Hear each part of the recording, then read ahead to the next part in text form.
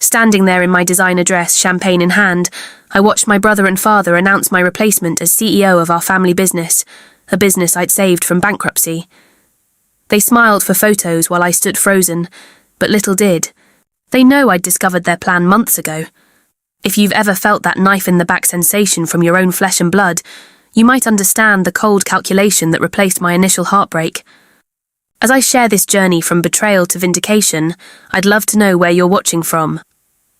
The comments section has become a community where we share similar family business nightmares. If this resonates with you, please subscribe to join our growing family of survivors who turned betrayal into triumph. Now let me take you back to where it all began. The Harrington name meant something in the furniture industry long before I was born.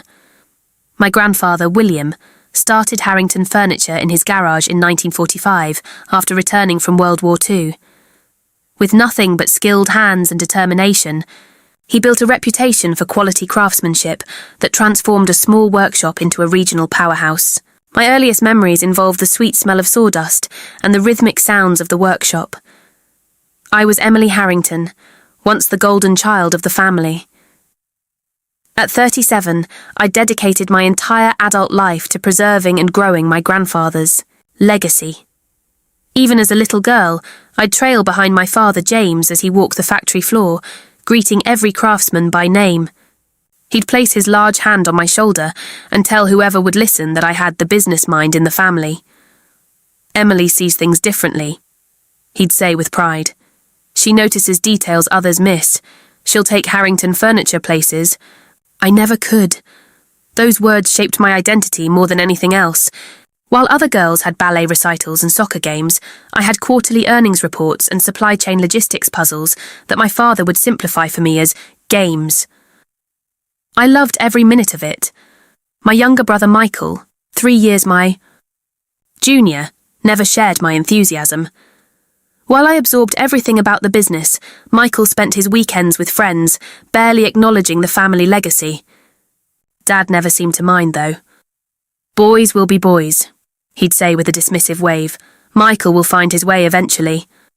Our mother Rebecca was the balancing force in our lives, encouraging me to enjoy my childhood while supporting my passion for the business. She was the compass that kept our family pointed in the right direction.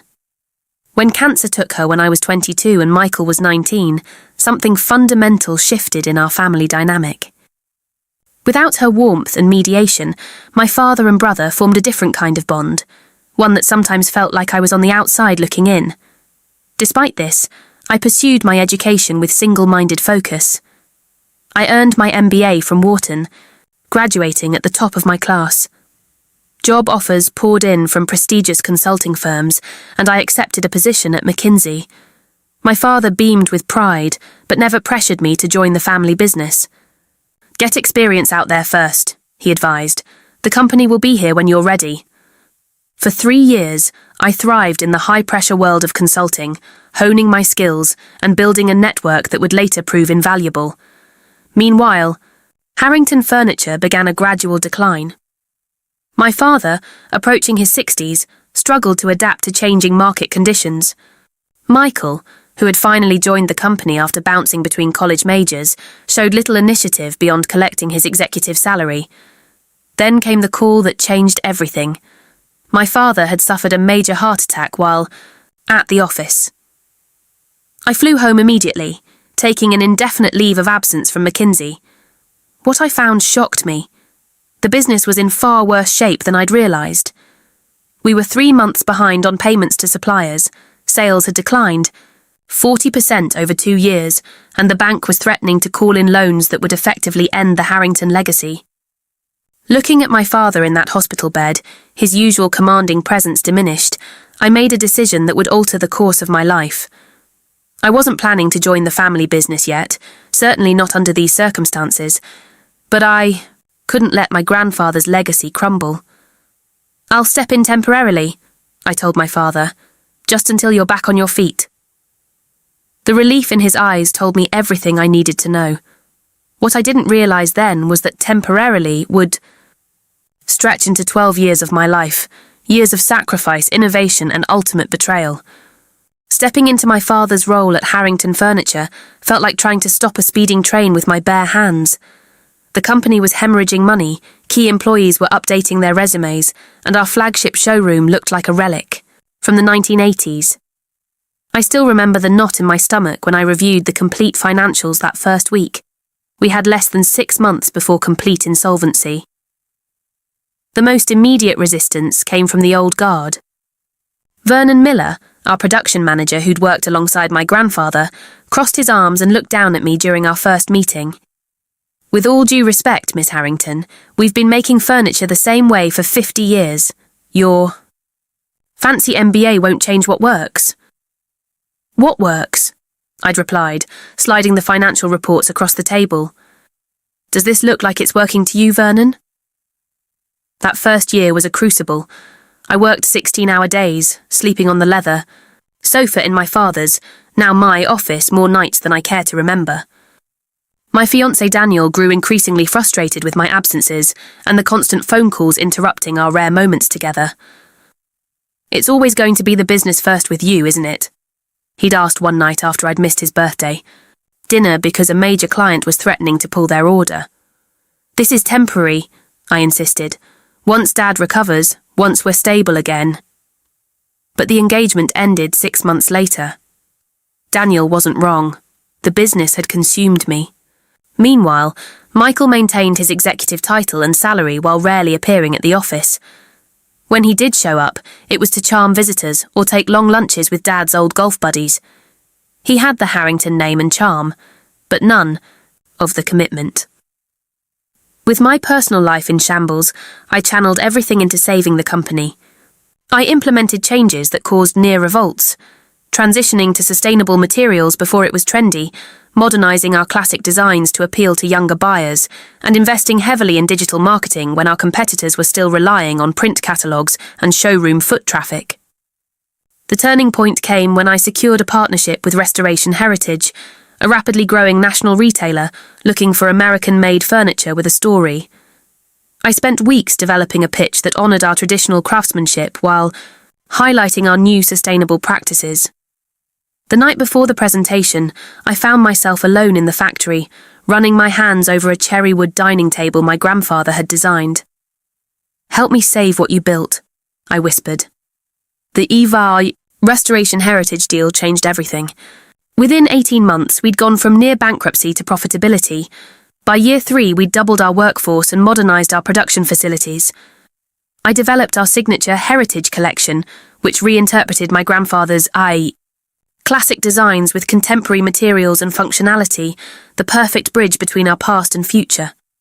My father recovered gradually, returning to work in a reduced capacity. He seemed proud of the changes, publicly praising my leadership while privately questioning some of my more progressive decisions. Michael remained a peripheral figure, occasionally stepping in for photo shoots or client entertainment, always careful to position himself as part of the leadership in company materials. By year 5, we'd grown to 20 million in annual revenue. By year 10, we approached 30 million and were debt-free for the first time in decades. I'd sacrificed my personal life on the altar of family legacy, but the results were undeniable. Harrington Furniture had transformed from a regional manufacturer on the brink of failure to a national brand synonymous with sustainable luxury. With the domestic business thriving, I began developing plans for international expansion. European and Asian markets showed promising interest in American-crafted sustainable furniture, and I spent months researching potential partnerships and distribution channels. The expansion would require significant investment, but promised to double our revenue within 5 years. After 12 years at the helm, I finally felt I'd fulfilled my promise to my grandfather. I'd not only saved his legacy, but elevated it, beyond what anyone thought possible. What I didn't realise was that my very success had planted the seeds of betrayal. The first hint that something was amiss came during a routine Monday morning meeting about 6 months ago. My father, who had settled into a comfortable advisory role focusing on relationships with our longest-standing clients, mentioned that he and Michael had met with our banker over the weekend. "Just a casual lunch," he said, waving away my raised eyebrow. "Nothing worth bothering you about." It was odd. I handled all our banking relationships as CEO. When I called our account manager later that day to follow up, he seemed uncomfortable, mentioning something about family ownership structures before quickly changing the subject. Over the following weeks, I noticed other inconsistencies. Michael, who typically spent more time on golf courses than in conference rooms, suddenly developed an interest in our operations. He began appearing at the office 3 or 4 days a week, scheduling meetings with department heads and requesting copies of contracts and financial reports. "Just trying to contribute more," he explained with that easy smile that had charmed teachers into passing him, despite missing assignments. "You've carried the load long enough, sis." His newfound dedication might have been touching if it hadn't, coincided with my father becoming increasingly evasive. Twice I walked into his office to find him hurriedly ending phone calls. Calendar invitations for meetings I would normally attend stopped appearing in my inbox. Then came the day I overheard a fragment of conversation as I approached my father's office. The door was slightly ajar, and Michael's voice drifted into the hallway. "Restructuring the leadership makes sense before the international push. Emily's done great, but..." They went silent when I knocked. Inside, my father and brother sat with Robert Caldwell, owner of our chief competitor, Caldwell Furniture. The 3 men looked like schoolboys caught planning a prank. "Emily, we were just discussing industry trends," my father said too brightly. Bob was sharing some insights on the European market. Robert couldn't quite meet my eyes as he shook my hand. "Your father speaks highly of your accomplishments, Emily. Turning this company around is no small feat." "Thank you," I replied, noting his use of past tense. "I'd love to hear your European market insights, considering our expansion plans." An uncomfortable silence followed before Michael jumped in. "We're still in preliminary discussions, nothing concrete to share yet." After Robert left, I directly asked what was happening. Both assured me they were simply exploring all options for our international expansion. It sounded reasonable enough, but a cold feeling had settled in my stomach. That feeling intensified when Margaret, our office manager who had been with the company for 25 years, stopped by my office after hours. "I probably shouldn't say anything," she began, fidgeting with her reading glasses. "But my loyalty is to this company and to your grandfather's memory." She proceeded to tell me about whispers among the long-time employees. My father had been holding closed-door meetings with lawyers. Michael had been giving tours to investors without my knowledge. Most troublingly, Robert Caldwell had been seen leaving my father's house late one evening with what looked like contract documents. "People are worried," Margaret concluded, "after everything you've done to save us all." I thanked her for her loyalty, but downplayed my concerns. Once alone, I opened my father's calendar, which I still had access to as an administrator. There it was, a pattern of meetings with lawyers, bankers, and Robert Caldwell, all carefully scheduled when I would be occupied with other matters. The next day, I arrived early and searched my father's desk, something I'd never have considered before. In his bottom drawer, beneath a stack of old photos, I found documents outlining ownership percentages of Harrington Furniture. According to the papers, my father had transferred a significant portion of his shares to Michael over the past year, giving my brother effective control when combined with his existing stake. Our company lawyer, Thomas Baker, who I'd always considered a family friend, became suspiciously evasive when I inquired about upcoming contract renewals for our executive team, including myself. "These things are routine," he assured me without meeting my eyes. "Nothing to worry about until closer to the renewal date." The final piece fell into place when I noticed Michael's sudden friendship with Robert Caldwell. They began appearing in social media photos together at exclusive golf clubs and charity events. One image showed them with their arms around each other's shoulders, captioned, "Exciting new ventures ahead with the furniture industry's brightest mind. Next generation, family legacy."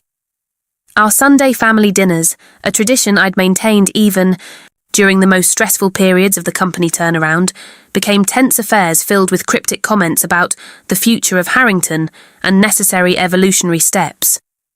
After one particularly uncomfortable dinner, where my father and brother exchanged knowing glances throughout the meal, I made a decision that went against every ethical principle I held.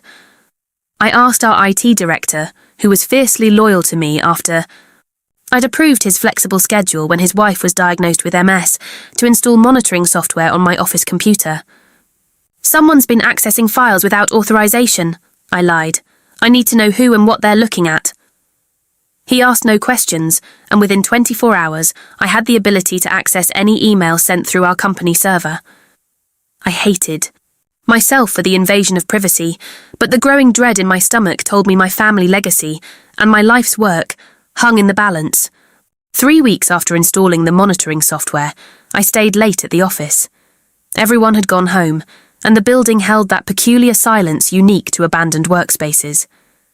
With a deep breath, I opened the monitoring program and began searching through my father's emails. What I found shattered any remaining illusions about my place in the family and the business. The first email was from my father to Robert Caldwell, dated nearly a year earlier. Bob had a productive conversation with Michael about the future of Harrington. We both agree that while Emily has done remarkable work stabilising the company, her vision is too progressive for the long term. The international expansion she's proposing would dilute what makes us special. Michael has some innovative ideas more aligned with tradition. Let's discuss how our companies might work together with him at the helm. My hands trembled as I continued reading. There were dozens of exchanges outlining a plan that had been in motion for months. My father and brother, working with our chief competitor, had been orchestrating my removal as CEO. The plan involved announcing Michael as the new chief executive at our upcoming 75th anniversary celebration, which coincided with the launch of my Heritage Collection, the product line I had personally designed to honour my grandfather's legacy. Most devastating was an email draft dated 3 months prior, clearly intended for the board of directors and key stakeholders. "It is with great pride that we announce the appointment of Michael Harrington as Chief Executive Officer of Harrington Furniture, effective immediately following our 75th anniversary celebration. Michael represents the 4th generation of Harrington leadership and brings fresh vision while honouring our traditions. We thank Emily Harrington for her service during the company's restructuring period and wish her well in her future endeavours." Service during the restructuring period. 12 years of my life reduced to a transitional footnote. Further digging revealed that my father had been systematically transferring additional company shares to Michael over the past 18 months, ensuring that my brother would have controlling interest. The transfer documents characterised these as gifts in anticipation of succession planning, dated shortly after our revenues had hit record highs. The betrayal cut deeper when I discovered presentation materials claiming my innovative product designs as Michael's work. Slides prepared for the announcement featured my brother presenting the Heritage Collection I had personally developed, with talking points about his vision for honouring our grandfather's craftsmanship while moving the company forward. The key financial arrangement detailed in the emails was equally calculated. I would be offered a buyout at significantly below market value, with the justification that the company's success was primarily due to the Harrington legacy and client relationships rather than my leadership.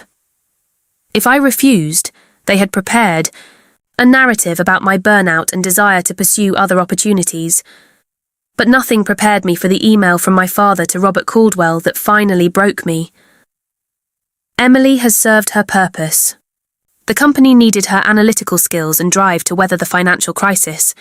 But Harrington Furniture is a family legacy that should be led by someone who truly embodies our values. Michael has matured significantly and is ready to take his rightful place. The international expansion provides the perfect opportunity for transition. We'll need to present it as a strategic difference of opinion. Served her purpose. After everything I had sacrificed, everything I had built, I was just a temporary tool to be discarded once the real heir was ready.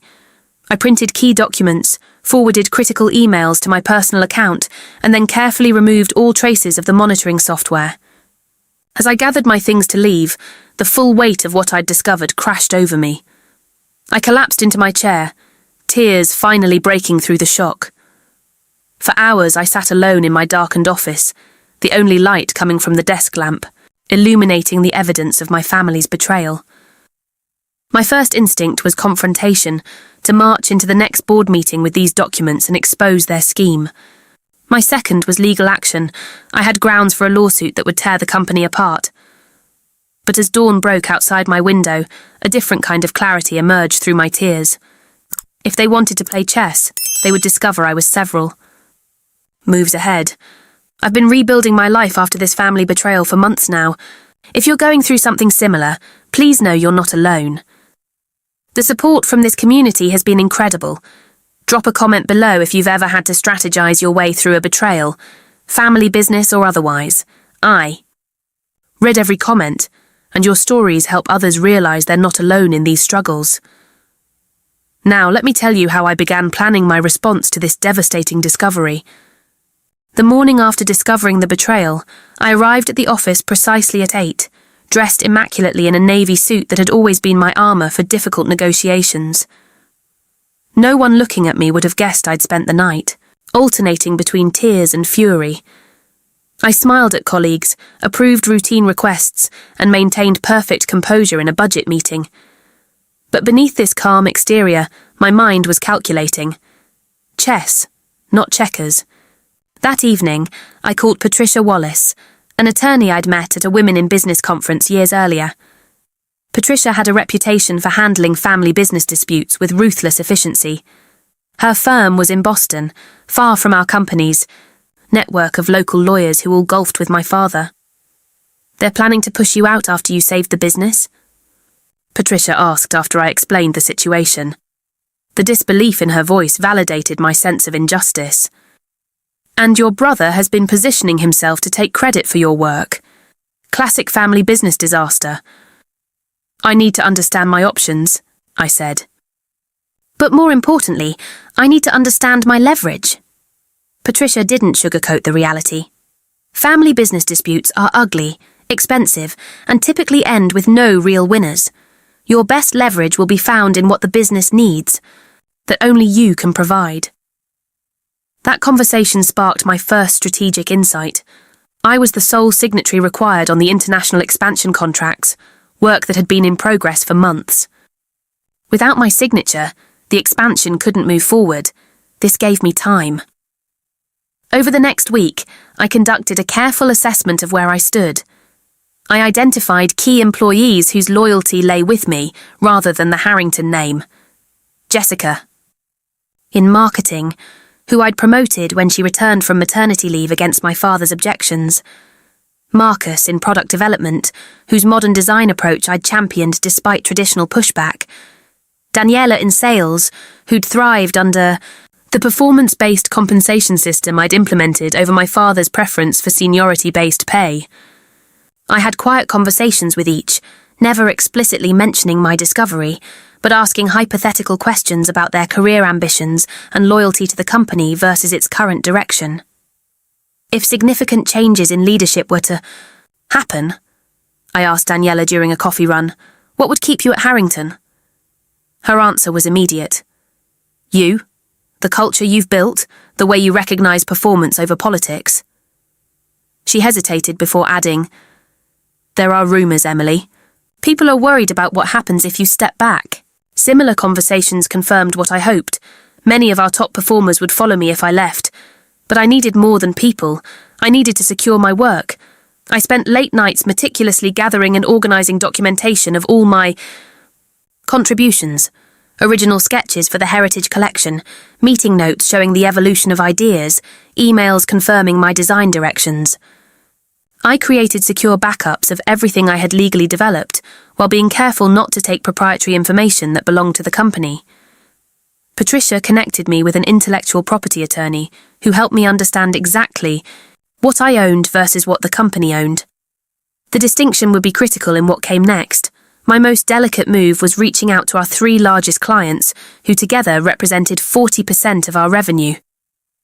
These weren't just business, relationships. These were people who had trusted my vision when I took over a struggling company. I scheduled lunch meetings presented as routine check-ins. With Restoration Heritage's purchasing director, I was carefully indirect. "I'm doing some long-term planning and wanted to understand, what aspects of our relationship do you value? Most, is it the Harrington name specifically or the direction we've taken under my leadership?" His response was encouraging. Emily, I'll be blunt. We partnered with Harrington because of you. Your commitment to sustainability before it was trendy, your quality control standards, your transparency when issues arise. The heritage name got you in the door, but you're why we stay. Similar conversations with other key clients confirmed what I suspected. Their loyalty was to me and my approach, not just to the Harrington name. With these relationships discreetly secured, I turned to analysing the competition, particularly Caldwell Furniture, which appeared to be central to whatever my father and brother were planning. I researched their market position, identified their vulnerabilities, and studied their recent strategic moves. Robert Caldwell had always focused on traditional, high-end furniture with minimal innovation. His company was profitable but stagnant, appealing to an ageing demographic, precisely the path my father wanted to return to. The financial aspect was my biggest challenge. Starting a new venture would require significant capital. After consulting with a financial advisor, I made the difficult decision to secure a personal loan against my house, the historic Victorian I'd carefully restored over the past decade. The loan would provide enough runway to launch a competing venture if necessary. Throughout these preparations, the emotional toll was immense. Each Sunday dinner became an exercise in restraint, as I listened to my father and brother discuss company matters with new exclusivity.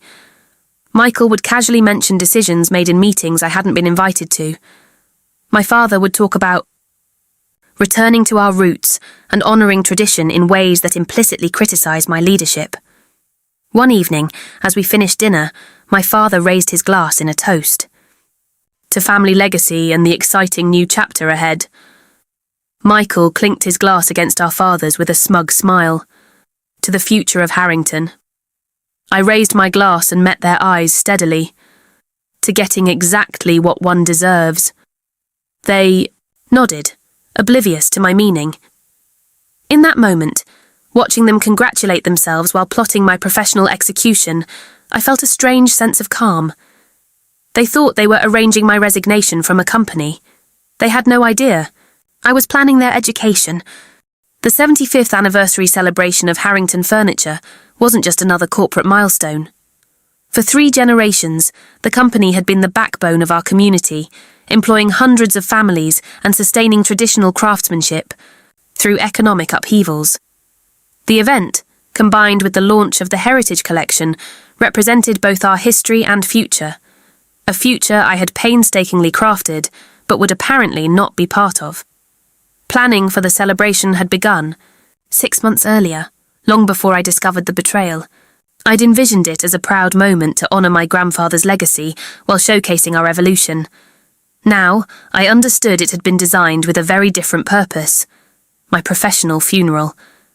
The guest list looks impressive, I commented, during a planning meeting 3 weeks before the event. The governor, major clients, industry press, quite a backdrop for your big announcement. My father's hand froze momentarily as he reached for his coffee.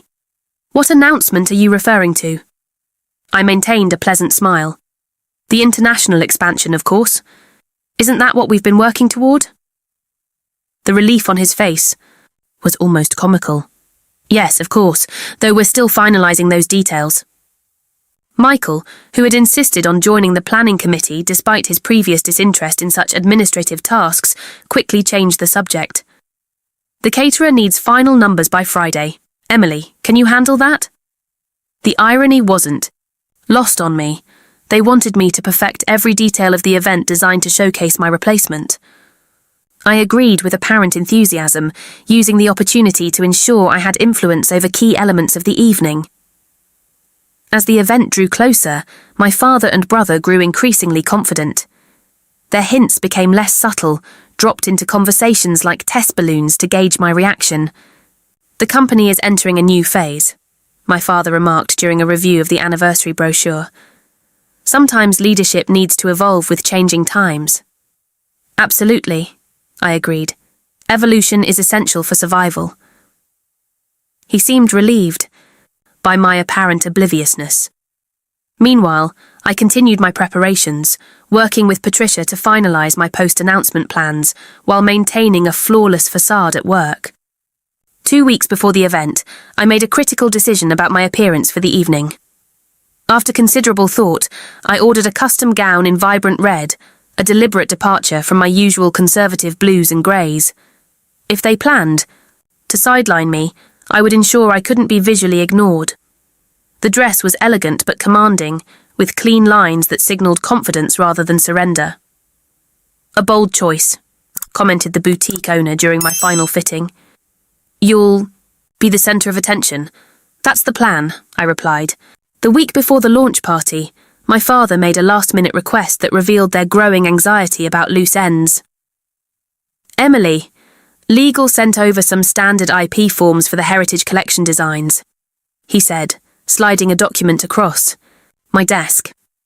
"Just confirming that everything developed during your tenure belongs to the company. Standard procedure for a major product launch." I glanced at the papers, noting the carefully worded clauses that would have signed away personal claims to any designs or innovations I'd created.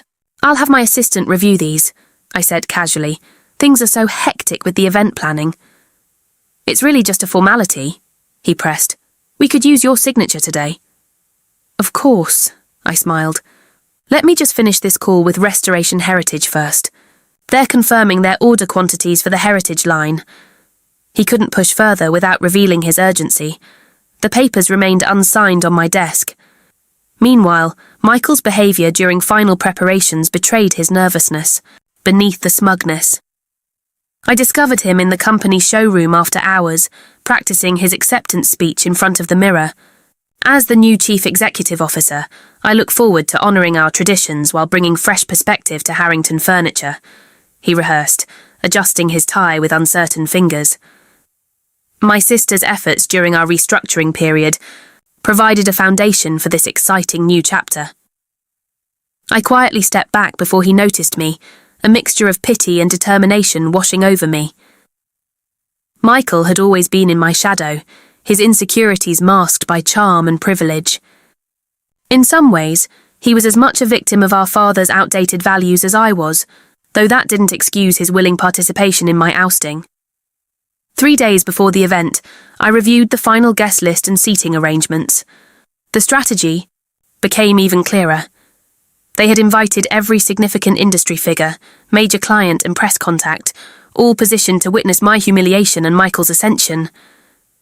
My father had arranged the timing perfectly, announced the new CEO, introduce the Heritage Collection as Michael's brainchild, and present the international expansion as his vision rather than mine. The morning of the party, I woke at dawn after a restless night. Standing at my bedroom window overlooking the garden my mother had once tended, I mentally prepared for the evening ahead. The hurt had crystallized into something harder, more useful. I carefully applied my makeup, styled my hair in an elegant updo, and slipped into the red dress that would ensure all eyes would be on me when their plan unfolded. As I fastened my mother's pearl earrings, the only jewellery I chose for the evening, I studied my reflection. They have no idea what's coming, I told myself. Absolutely no idea.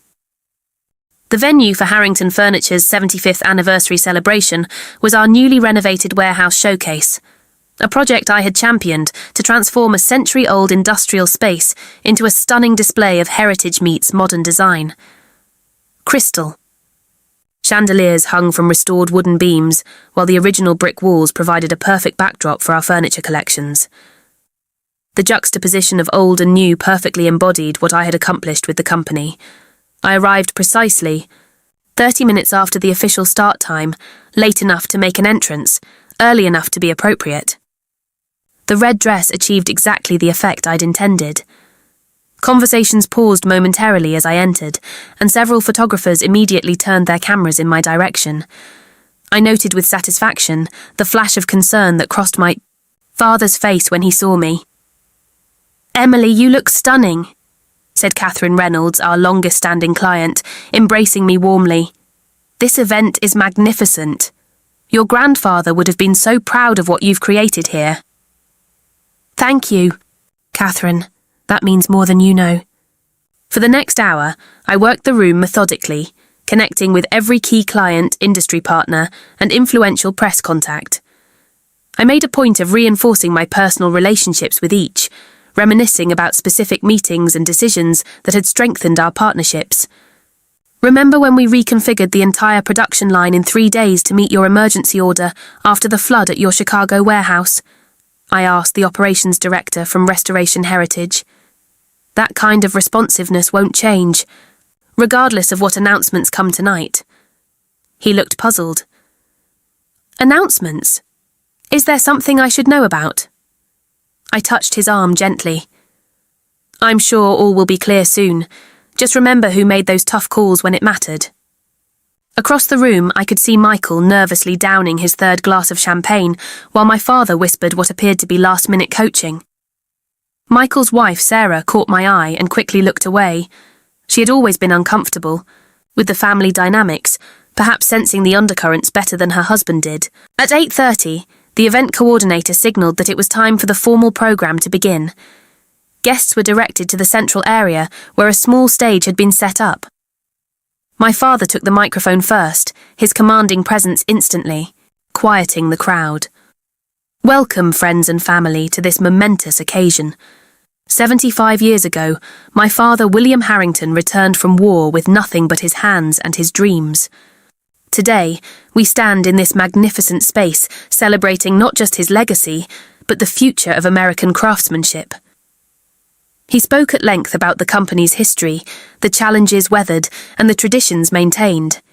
He mentioned my contributions, though notably framed them as steadying the ship during financial headwinds, rather than the complete reinvention and salvation I had actually accomplished. Family businesses are unique, he continued, his voice taking on the practiced gravity he reserved for important pronouncements. They require difficult decisions about succession and leadership. As Harrington Furniture looks toward its centennial, we must ensure the right vision guides us forward. I maintained perfect composure, my expression pleasantly attentive despite knowing exactly what was coming. It is with great pride that I announce a new chapter in our leadership. My son, Michael Harrington, will assume the role of Chief Executive Officer, effective immediately. Polite applause rippled through the crowd, though I noted many confused glances in my direction. My father gestured for Michael to join him on stage. Additionally, my father continued, we're thrilled to unveil our new Heritage Collection, which reinterprets classic designs for modern living, a project Michael has been quietly spearheading for the past year. The audacity of the lie was breathtaking. On the screens around the room, images of my designs appeared, furniture I had sketched late into the night, prototypes I had refined through countless iterations, pieces that represented my vision for honouring tradition while embracing sustainability and modern functionality. Michael stepped forward, straightening his shoulders in a poor imitation of confidence. Thank you, Father. It's a profound honour to step into this role and continue the Harrington legacy. He launched into his practice speech, claiming credit for my work with each word. As he spoke, I maintained my smile, making eye contact with key industry figures whose expressions ranged from confused to openly sceptical. Patricia Wallace, standing near the back as planned, gave me an imperceptible nod. Finally, Michael concluded, I'm excited to announce that under my leadership, Harrington Furniture will be exploring a strategic partnership with Caldwell Furniture for our international expansion, combining our strengths to bring American craftsmanship to global markets. Robert Caldwell stepped forward, shaking Michael's hand for the cameras. My father beamed with pride, and for a moment the three men stood together, a tableau of male leadership congratulating itself. And now, my father said, a few words from Emily, who has been an important part of our company's recent history. The condescension in his phrasing, recent history, rather than acknowledging my 12 years of leadership, was the final confirmation that this script had been written long ago. I walked to the stage with measured steps, accepting the microphone with a gracious smile. The room fell silent, anticipation hanging in the air. Many clearly expected tears, anger, or shocked surprise. Instead, I spoke with perfect composure. Thank you, Father. First, I'd like to congratulate Michael. Taking on leadership of a family business is no small responsibility. I turned to the audience. As many of you know, when I stepped in 12 years ago, Harrington Furniture was 3 months from bankruptcy. Our journey from that precipice to tonight's celebration has been remarkable. I paused, letting the reality of that transformation sink in with the audience. I'm particularly proud of the heritage collection we're launching tonight. These designs represent my personal vision for honouring my grandfather's craftsmanship, while embracing sustainable materials and modern functionality. The emphasis on "my" was subtle but unmistakable. I could see Michael shift uncomfortably. As I look toward the future, I'm excited to continue innovating in the furniture industry, creating pieces that honour tradition while embracing progress.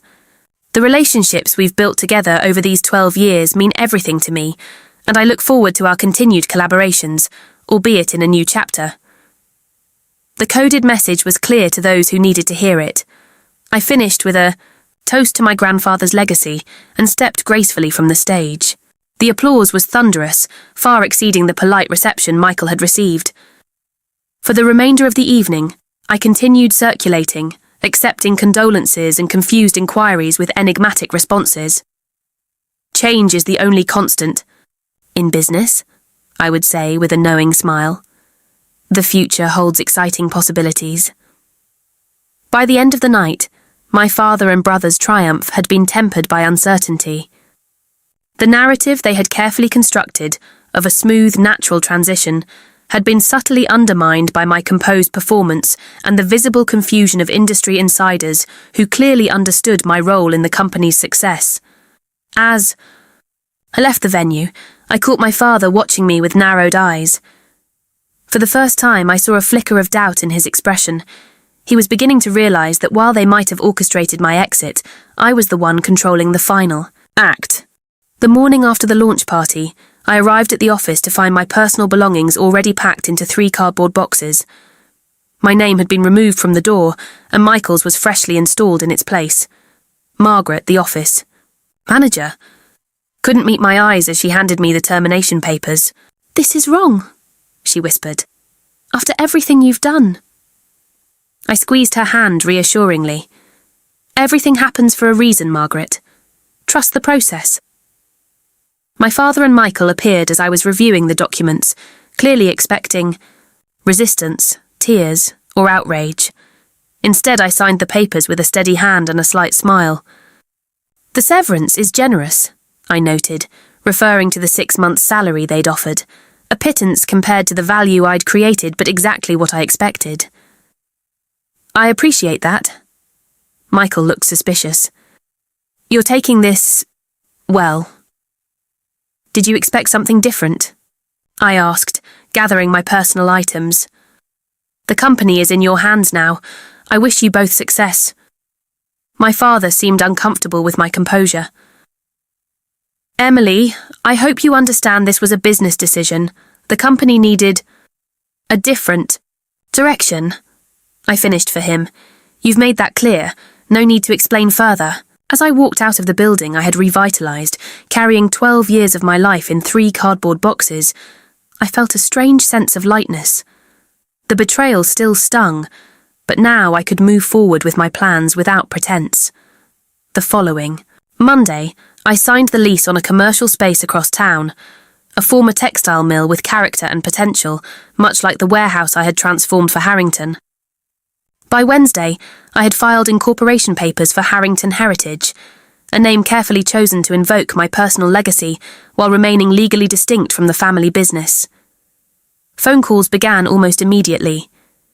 Jessica from marketing was the first. "Is it true? You're starting something new. I want in." Marcus from product development followed. "They've already scrapped 3 of your design innovations. Michael says they're too experimental.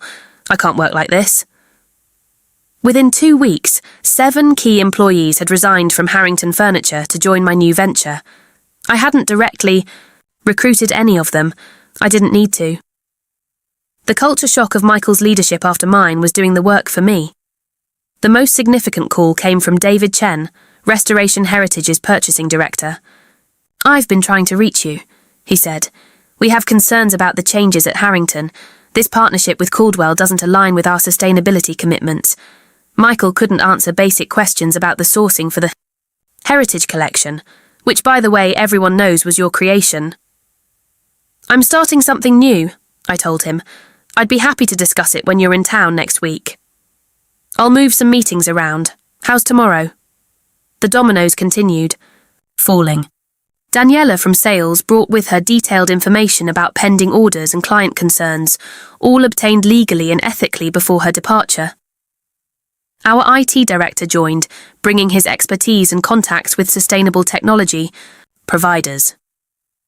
With each addition, Harrington Heritage took shape not as a replica of my former company, but as the purest expression of the vision I'd been incrementally implementing for years. 3 weeks after the launch party, Furniture Today, the industry's leading publication, ran a feature story headlined, "Harrington Heir Apparent Pushed Aside After Saving Family Business." The reporter had been at the anniversary event and had spent the following weeks interviewing industry insiders about the abrupt leadership change. The article detailed my 12-year transformation of the company, the innovations I'd introduced, and the questionable timing of my removal, just as these efforts had positioned the company for international expansion. It stopped short of outright criticism, but raised pointed questions about the wisdom of replacing the architect of the company's revival. The day the article was published, my father called, his voice tight with controlled anger. "What did you say to Furniture Today? This makes us look terrible." "I didn't speak to them at all," I replied truthfully. The reporter was at the launch. "Party," he drew his own conclusions. "You're sabotaging the company your grandfather built," he accused. "No, father. I saved the company my grandfather built. Twice. The first time from financial ruin, and now from outdated thinking that would return it there." The next blow came when Robert Caldwell abruptly withdrew from the partnership negotiations with Harrington Furniture. Industry rumours suggested he'd grown concerned about the exodus of talent and the negative press. Without the Caldwell connection, Michael's international expansion plan collapsed. Meanwhile, Harrington Heritage secured its first major contract with Restoration Heritage, naturally. David Chen signed an exclusive agreement for our first collection, which I had begun designing the night after I discovered the betrayal. The collection, called Evolution, subtly referenced my grandfather's classic designs while pushing boundaries in sustainability and functionality. "Your brother tried to convince us to honour their existing contracts," David told me after signing. "He didn't understand that our relationship was with you, not the company name." Within 4 months, Harrington Heritage had recruited 20 former Harrington Furniture employees, secured contracts with 5 major retailers, and established a production facility using advanced sustainable manufacturing techniques. Our first collection received rave reviews at the industry trade show, where Michael's revised Heritage Collection, stripped of my more innovative elements, was largely ignored. The final devastating blow to my former company came when issues began emerging under Michael's leadership. Without my rigorous standards and the experienced team members who had followed me, Harrington Furniture began shipping products with inconsistent finishes and structural weaknesses. Major retailers began cancelling orders after customer complaints mounted. The company's stock value, which had tripled during my tenure, plummeted as financial analysts questioned the wisdom of the leadership change. Whispers of potential bankruptcy began circulating, exactly the situation I had rescued them from 12 years earlier. I took no pleasure in their struggles, but I couldn't deny the vindication I felt watching the consequences of their decisions unfold. The chess game was reaching its conclusion, with each piece moving exactly as I had anticipated. 6 months after my unceremonious dismissal from Harrington Furniture, I stood on stage at the American Furniture Design Awards, accepting the prestigious Innovation Excellence Trophy for Harrington Heritage's debut collection. The audience of industry leaders gave me a standing ovation, not just for the designs but for what they represented: resilience, vision, and ethical leadership.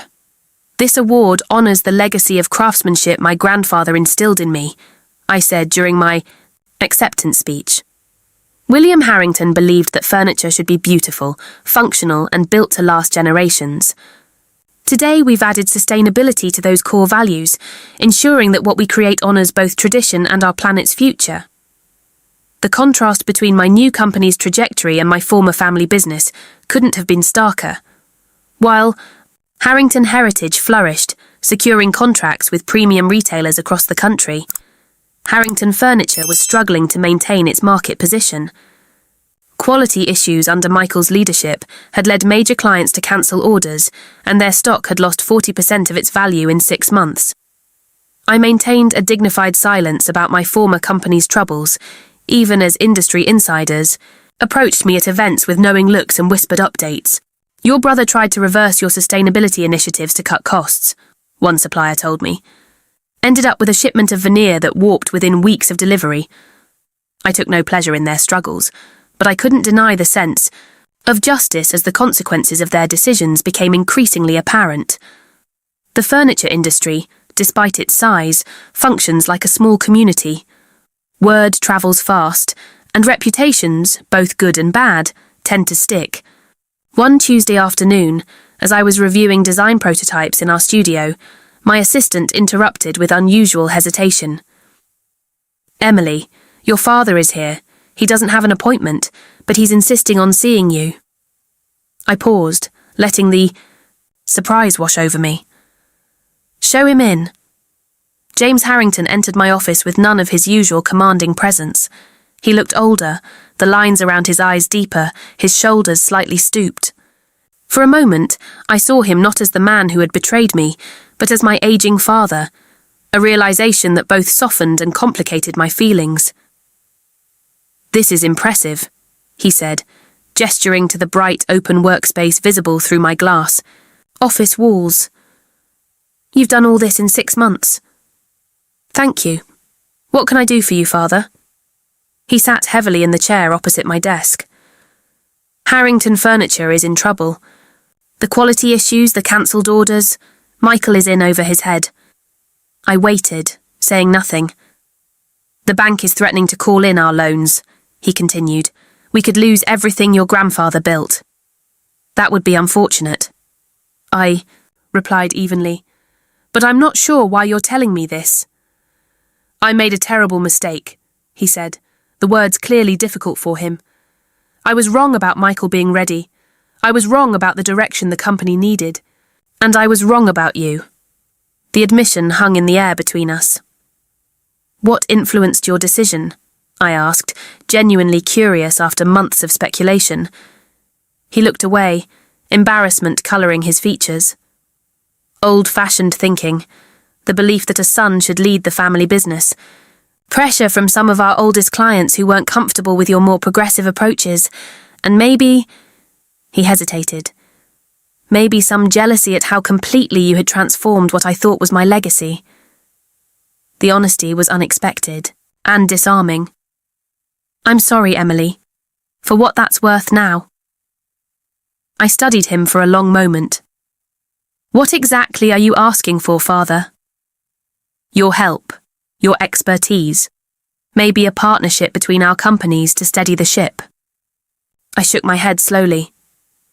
"I won't come back. That chapter is closed." His shoulders slumped further, but I continued. "However, I might consider a limited collaboration that would benefit both companies.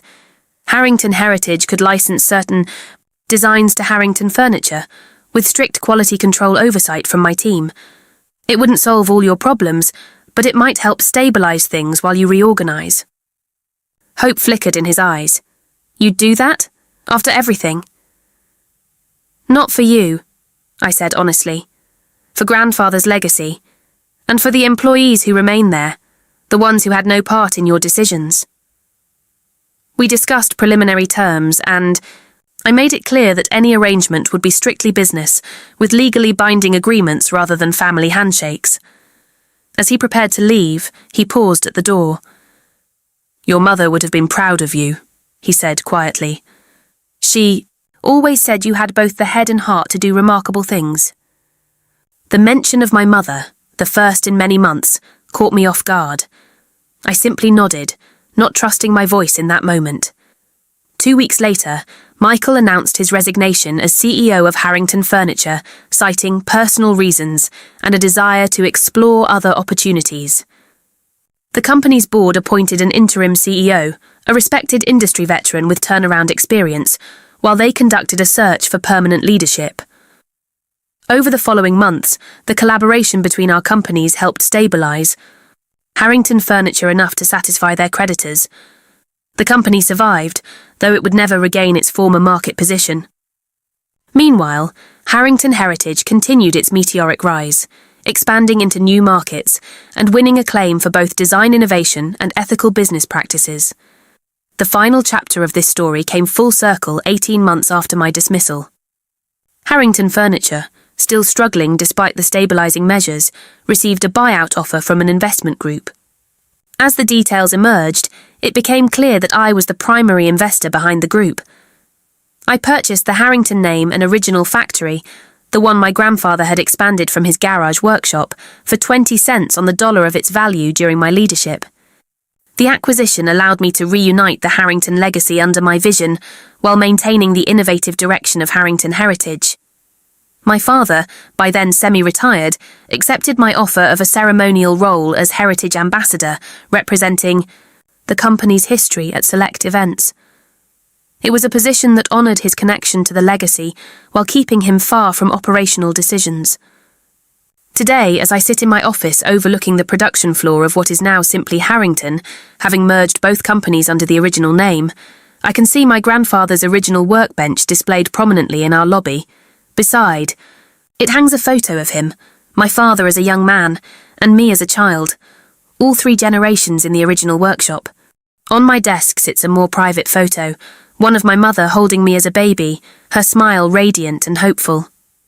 Sometimes I wonder what she would think of everything that happened, of the choices each of us made.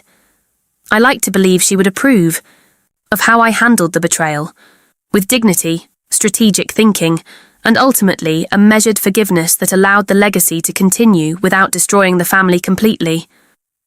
The most important lesson I've learned through this journey is that true family businesses are built on merit and trust, not blood alone.